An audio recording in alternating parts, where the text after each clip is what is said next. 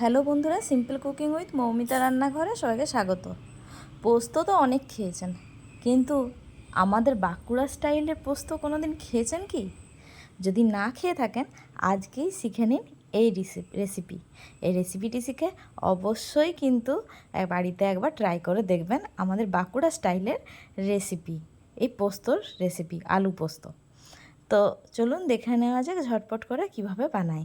প্রথমে আলুগুলোকে আমি এরকম ছোট ছোট করে কিউব করে কেটে নিয়েছি। বাঁকুড়ার আলু পোস্ততে পোস্তর আলুটা ছোট করে একটু কাটতে হবে। এরপর সব কটা আলু আমার কাটা হয়ে গেছে, যেগুলো একটু বড় লাগছে সেগুলো আমি আবার কেটে নিয়েছি। এরপর একটা পেঁয়াজ নিয়ে নিয়েছি। আমি এটা আমিষ পোস্ত বানাচ্ছি, আপনারা যদি নিরামিষ দিয়ে বানান পেঁয়াজটা স্কিপ করে দেবেন। 5 ফোড়ন দিয়ে দিলাম সর্ষের তেলের মধ্যে। এরপর একটা গোটা পেঁয়াজকে দিয়ে দিলাম তেলের মধ্যে। আমার চ্যানেলের নতুন বন্ধু হয়ে থাকলে প্লিজ চ্যানেলটিকে একটি সাবস্ক্রাইব করে দেবেন, পাশে থাকা বেল আইকনটি অল করে দেবেন। আর যদি পুরনো বন্ধু হয়ে থাকেন, সাবস্ক্রাইব করা থাকে, তারা লাইক দিয়ে পুরো ভিডিওটি দেখে নেবেন শেষ অবধি, স্কিপ না করে। না হলে কিন্তু জানতে পারবেন না কীভাবে বাঁকুড়া স্টাইলের পোস্ত হয়, আর স্বাদ কিন্তু এর অনবদ্য হয়। ভালোভাবে পেঁয়াজটা আমি ভেজে নিচ্ছি। আমাদের বাঁকুড়া স্টাইলের পোস্ততে, আমাদের বাঁকুড়া যেহেতু একটু গরম প্রকৃতির, তার জন্য আমাদের এই পোস্তটা একটু রসা রসা হয়। এরপর আলু দিয়ে দিলাম, পরিমাণ মতো নুন দিয়ে দিলাম, সামান্য পরিমাণ একটু হলুদ দিয়ে দিলাম। আমি আবার হলুদ ছাড়া কোনো রান্না করতে পারি না। আমার প্রত্যেকটি রান্নাতে আপনারা দেখবেন হলুদের ব্যবহার কিন্তু থাকেই, কারণ আমাদের একটি কাঁচা লঙ্কা দিয়ে দিলাম। আমাদের প্রবাদ আছে যে হলুদ ছাড়া রান্না করতে নেই কখনোই। এরপর পরিমাণ মতো পোস্ত আর একটা কাঁচা লঙ্কা নিয়ে ভালোভাবে একটা পেস্ট বানিয়ে নেব।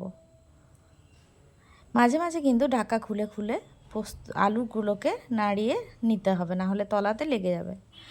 আর দেখে নিতে হবে যে হয়েছে কি না।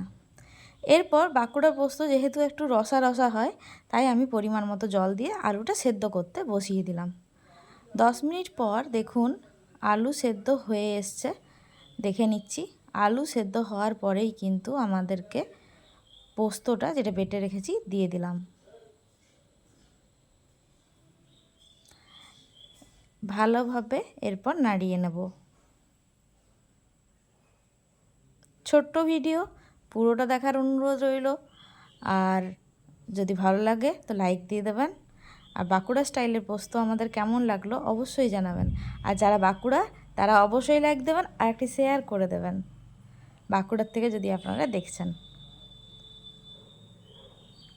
আর যারা বাঁকুড়া নন তারাও কিন্তু সাবস্ক্রাইব করে একটি লাইক দিয়ে ভিডিওটি পুরো দেখে নেবেন। তাহলে আজকে শিখে নিলেন তো বাঁকুড়া স্টাইলে আমাদের পোস্ত কীরকম হয়, আমরা বাঁকুড়াবাসীরা কীভাবে পোস্ত বানাই, কীভাবে খাই।